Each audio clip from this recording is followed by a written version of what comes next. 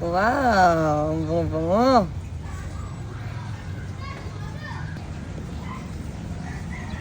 Tingnan mo.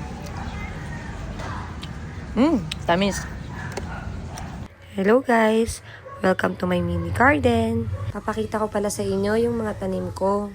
Kwento ko pala sa inyo. Nagsimula pala ako ng February 1 magtanim. Gumamit pala ako ng mga sirang timba at saka planggana. Tapos, yung iba, binili ko. Ito pala yung una kong tanim ng February 1. Tapos nag-DIY lang din ako ng pwedeng gapangan ng mga pananim. Bali ngayong araw to, March 30. Alas 5 na ng hapon at magdidilig na ako. Pero biglang may naamoy ako na mabango. Bango na. Bango. At sinubukan ko nga itong pitasin. Pero walang puwersa ha. Oh my God! Nakuha ko na siya. Hindi naman obvious na sobrang saya ko, di ba? Pero parang natatakot akong buksan kasi may itim. Mamaya babuksan natin to.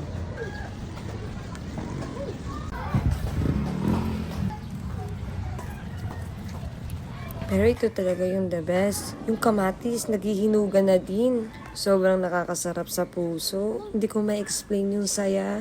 Nakapag-harvest na rin ako ng konting siling haba. Kukuhain ko na rin pala yung okra dito sa gilid. Tamang-tamang laki na to. Tapos yung isa, maliit pa talaga. Pero kinuha ko na din.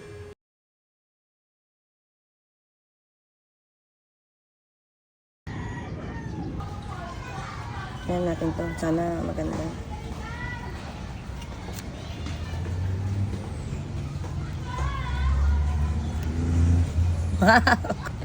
Wow! Ang bango-bango.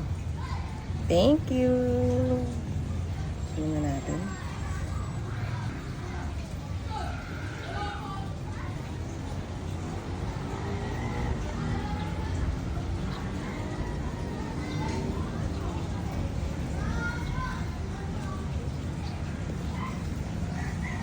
Tingnan mo. Tamis.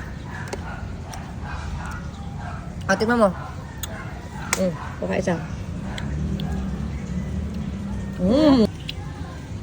Thank you.